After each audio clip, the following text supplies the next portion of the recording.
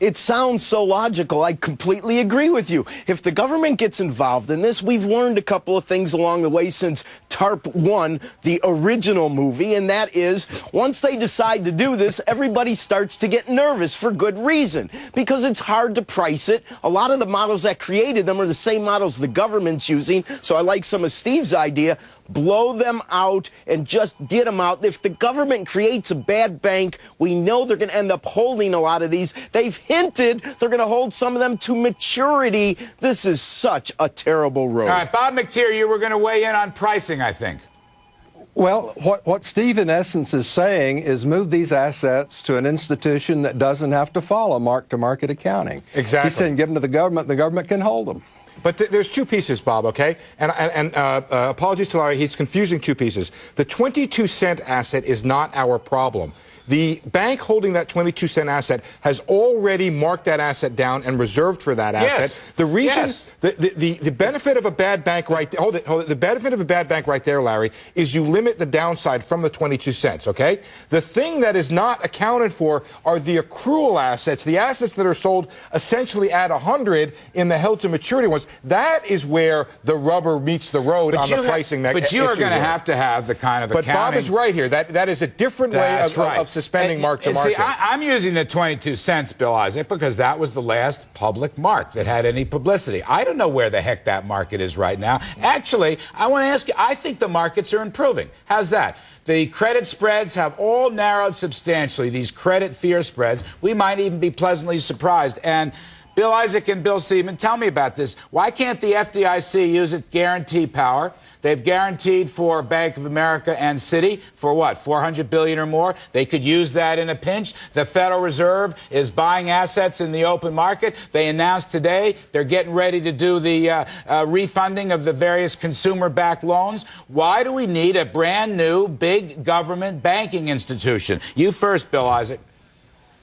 Well, I'd much rather, Larry, see something along the lines you're talking about, where the FDIC or the Treasury, using the TARP funds, or the Fed, enters into some sort of a loss-sharing arrangement on these assets with the banks. Keep them in the banks where they can be worked more intelligently. The banks are the ones who originated these loans. They have the borrower relationships. Keep those assets in the banks. Give the banks every incentive to collect the maximum amount on those assets, and then have some loss sharing by the government to calm the markets. All right, the other thing that we haven't. I got to jump around, Bill. I'm sorry, Bill Seaman. Sure. I want to get you back in because I want to ask you about this. You have the FDIC guaranteed power. You have all the long arm of the Federal Reserve, which I think is already helping to solve this problem. Bill Seaman, I thought you were originally in favor of this creation of the bank. And now I'm stunned to hear that you are turning your back on this idea now. No, I was in favor of doing exactly what we did last time, which was create bridge banks, take over the bad banks, take out the bad assets, clean the bank up, and sell it back into the private sector. So you have a bank, when it goes in the private sector, doesn't have any bad assets, makes money automatically, is really a bank that can lend in the private sector, and that's what made Hugh McCall. He bought up all the... Mr. S, wasn't the whole notion to have them in your hands as little as possible with regard to time? Exactly. But right. And the price, you didn't care about the price. Your mission was to clean it up, sell it, privatize it, move to the next one. We didn't have to care about the price because we were on both sides of the deal. But Bill, you did not have banks of this size, and you didn't have as complicated a financial structure. That's an important difference. To me, that's a big difference right now. You're dealing with basically going in and shutting down, taking over Citigroup. No, that's not right. We are shutting down nothing. We are just changing the stock ownership. The market doesn't know anything ever happened. The bank just goes into government hands. Well, let me ask a couple quickies here. Bob McTeer, let me come back to you. I am very interested and troubled by the way shareholders, common stock shareholders, have been treated. I mean, we are protecting the depositors. we secure the bondholders, the senior bondholders, but we are in effect, pardon my French, absolutely screwing the shareholders. And the financial system and the rest of our economy cannot survive without private capital shareholders. What is your thought on this? Because to me, this principle of private stockholders has got to be preserved if America is going to be America in the next 100 years.